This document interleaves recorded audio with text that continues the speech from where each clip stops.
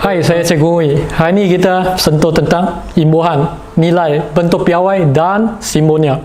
Satu hari, cikgu anda minta kamu jawab soalan seperti ini. Tuliskan psi virus, jisim sebutir habuk, jisim matahari, kelajuan cahaya.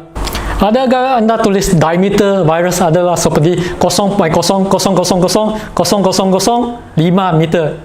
Ataupun jisim sebutir habuk 0.00000000011 kilo. Dan jisim matahari pula, adakah kamu nak tulis 0.0000030 kali 1989 kilo? Dan kelajuan cahaya kamu nak tulis 299792485 meter sesaat. Susah kan? Banyak sifar atau kosong yang kamu kena masukkan. Tulis sampai tangan pun sakit. Sampai buku pun tak cukup tulis kalau kamu tulis macam ni. Jadi, di mana ada kemahuan, di situ ada jalan. Jadi, apakah jalannya? Okey, inilah jalannya. Bilangan kosong atau sifar yang sama ada number yang sangat besar atau number yang sangat kecil. Kita menggunakan imbuhan untuk mewakili bilangan sifar atau kosong tersebut. Okey, jadual 1.3 dan muka surat 16 menunjukkan imbuhan dan simbol untuk nilai unit kuantiti fizik.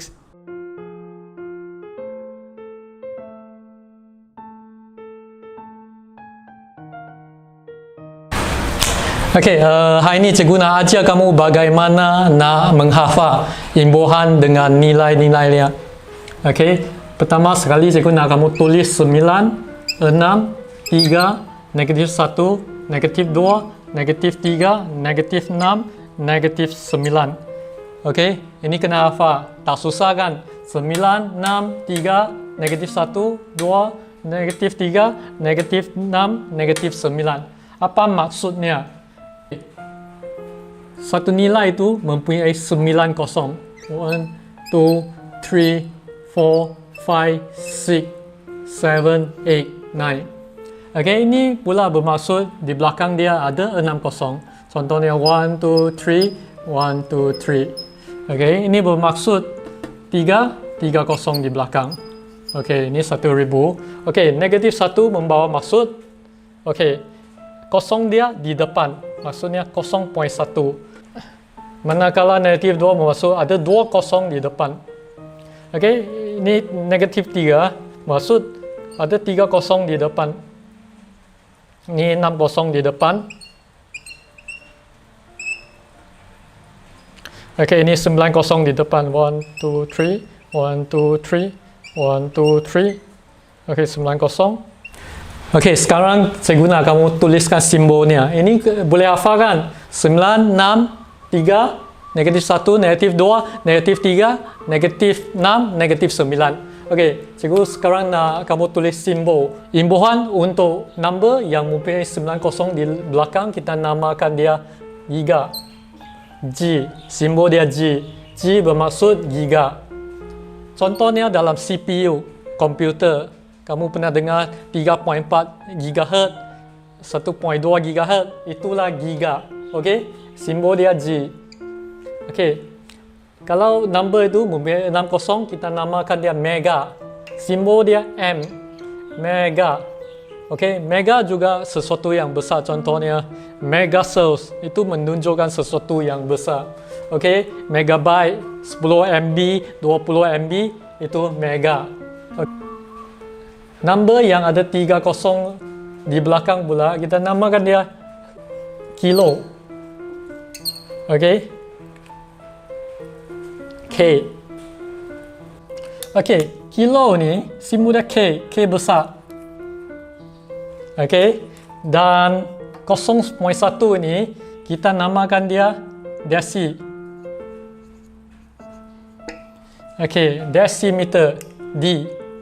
Dan 0.01 kita namakan dia senti.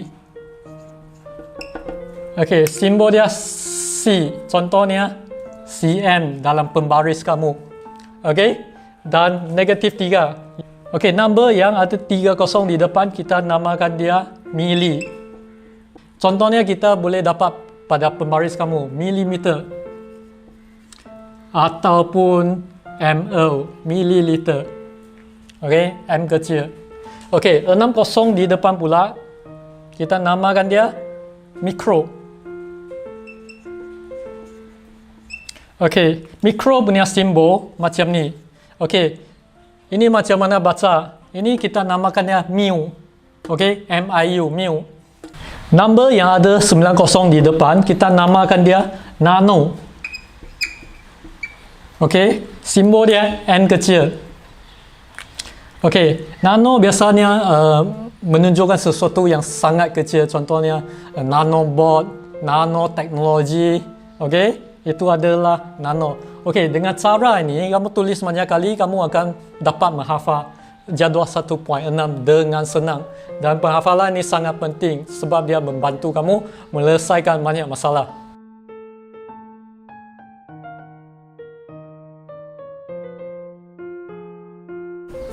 Okey, kalau kita lihat pada muka surat 16, kita akan jumpa satu bahagian yang minta kamu buat pertukaran imbuhan.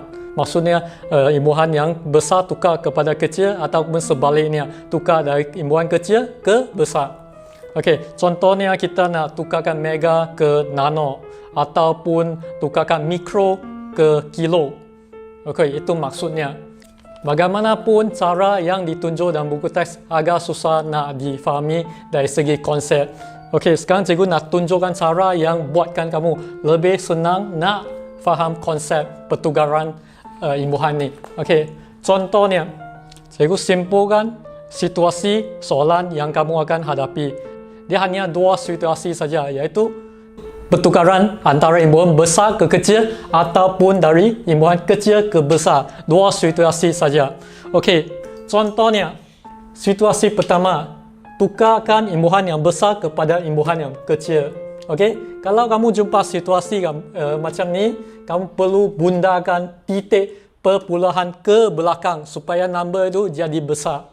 Okey, sebaliknya untuk situasi kedua, okey, kecil ke besar, kita kena bundakan titik perpuluhan dari belakang ke depan untuk kecilkan nilai tersebut.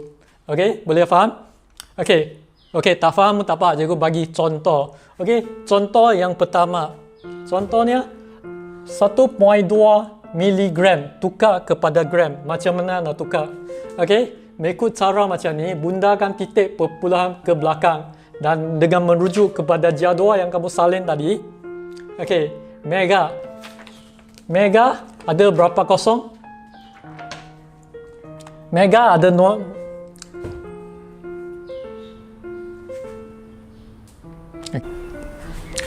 Okey, pada muka surat 16 terdapat bahagian yang meminta kamu selesaikan masalah. Okey, masalah tersebut terdiri daripada dua jenis situasi saja. Sama ada situasi pertama, tukarkan imbuhan yang besar ke imbuhan yang kecil. Kalau kamu jumpa soalan macam ni, apa yang kamu kena buat? Kamu hanya bundakan titik perpuluhan ke belakang. Mengapa kena bunda ke belakang? Sebab kita nak besarkan nombor tersebut. Okey, besar tukar ke kecil, nilai itu akan jadi besar. Sebaliknya, kalau kamu jumpa situasi kedua, tukarkan imbuhan yang kecil ke imbuhan yang besar. Apa yang kamu kena buat? Kamu bundakan titik ke perpuluhan ke depan. Kalau kita bundakan titik ke perpuluhan ke depan, okey, nilai nombor tersebut akan menjadi kecil. Okey, cikgu bagi contoh macam mana buat. Okey, contohnya 1.2 megagram. Megagram adalah besar daripada gram.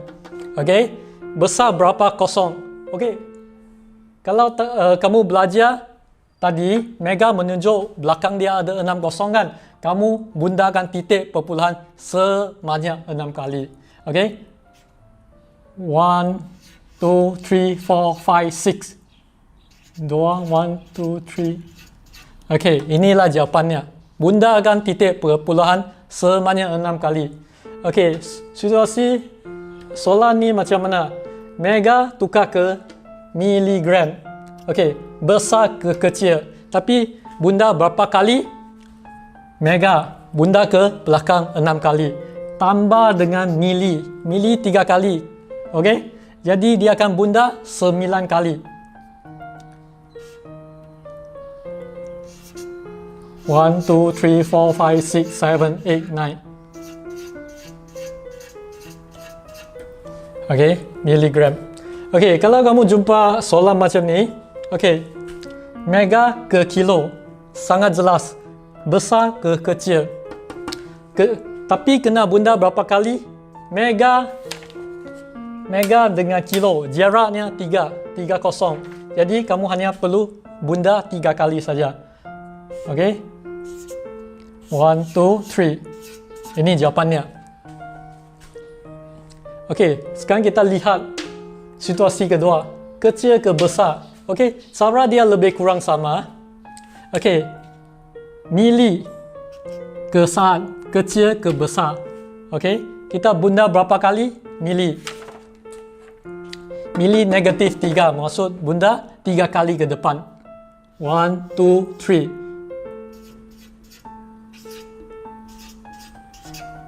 Ini jawapannya. Okay, kalau mikro, ini mikro mil s, mikro saat ke mili saat. Okay, mikro saat, mikro negatif 6 dan mili 3. Okay, jaraknya 3, jadi kita bundakan sebanyak 3 kali juga. Jawapannya akan sama dengan jawapan di atas. Okay, boleh faham? Okay, itu saja cara yang kamu boleh gunakan untuk menyelesaikan masalah. Okay, pendek kata, dalam bahagian ini anda perlu lakukan lebih banyak latihan. Dengan banyak latihan, kamu dapat menguasai kemahiran dengan lebih efisien. Okay, akhirnya terima kasih dan selamat mencuba.